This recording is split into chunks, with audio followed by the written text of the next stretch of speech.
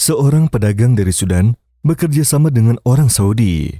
Ia berkata, "Di kota Buraidah, suatu hari kami pergi sholat Jumat seperti biasanya.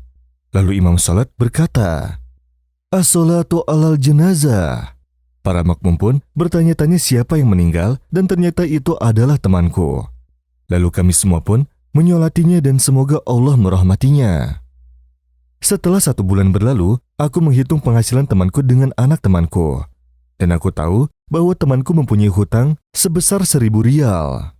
Dan hal itu pun masih belum jelas karena aku tidak tahu apakah temanku itu sudah melunasi hutangnya tersebut atau belum.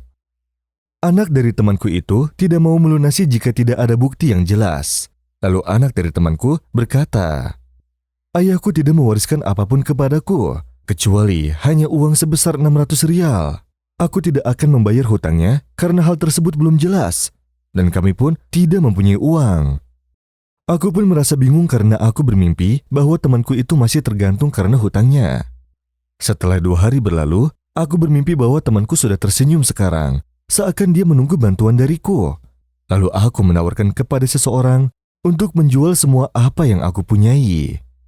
Lalu aku mengumpulkan semua uangnya hingga mencapai 450 ribu rial. Lalu aku pun membayar hutang temanku kepada seseorang. Lalu setelah 2 minggu, ia mengembalikan 200 ribu rial kepadaku karena dia tahu bahwa aku menjual semua apa yang aku miliki.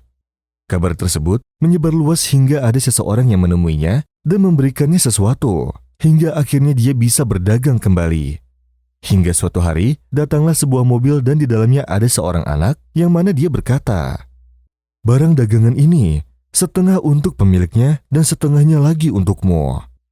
Lalu pergilah pemuda itu yang aku tidak ketahui, hingga akhirnya barang dagangannya pun melonjak hingga mendapatkan hasil yang berlipat ganda. Alhamdulillah, aku kini telah mengeluarkan 3 juta rial untuk zakat. Hikmah yang bisa diambil adalah ketika anak yang ditinggal meninggal oleh ayahnya dan ia tidak bisa melunasi hutang karena sedikitnya warisan, dan temannya yang diluaskan rezekinya oleh Allah sehingga dialah yang melunasi hutangnya, agar ia tidak disiksa dalam akhiratnya karena hutangnya, sungguh mereka adalah sahabat yang baik dan ukhuwah shodiqoh. الذين ينفقون أموالهم في سبيل الله ثم لا يتبعون ما أنفقوا منا ولا أذى لهم أجرهم عند ربهم ولا خوف عليهم ولا هم يحزنون. Seorang pemuda bekerja sebagai pengantar makanan di salah satu restoran cepat saji. Selama sebulan penuh, dia bekerja dengan mengendarai sepeda motornya dan dia hanya bekerja kurang dari 20 kali dalam sebulan. Bila dihitung, hari kerjanya bahkan tak lebih dari 3 hari. Dirinya selalu sholat dan beristighfar agar lebih mendekatkan diri dengan Sang Ilahi. Karena hal tersebutlah terkadang ia selalu terlalaikan oleh orang lain. Pada awal bulan, dirinya tiba di tempat kerja pada pagi hari. Lalu ada seseorang yang memintanya agar mengantarkan makanan dengan jarak yang cukup jauh. Namun dirinya tidak merasa keberatan. Hingga ia pun mengantar pesanan tersebut ke alamat yang sudah dituju, namun ternyata dirinya malah pergi ke alamat yang berbeda dengan yang tertulis. Ketika dia mengetuk pintu, pintu tersebut dibuka oleh 2 orang anak kecil. Dan kedua anak kecil tersebut merasa tidak percaya ketika mereka melihat pemuda itu membawa sebuah pizza. Lalu mereka berdua merasa senang sambil berteriak, "Ayah mengirimkan kita pizza. Ayah sangat mencintai kita." Lalu sang ibu pun keluar. Akan tetapi, raut wajahnya menunjukkan kesedihan. Sang ibu pun bertanya pada pemuda tersebut, "Siapa orang yang telah memberikan pizza ini kepada kami?" Lalu pemuda tersebut mengatakan siapa yang telah memesan pizza tersebut serta nomor apartemennya. Sang ibu pun menangis. Dia mengira bahwa suami yang sudah menceraikannya sudah berubah dan masih ingat kepada kedua anaknya. Tetapi kenyataannya, suaminya sudah menelantarkan mereka karena yang memesan pizza tersebut bukanlah darinya maupun suaminya.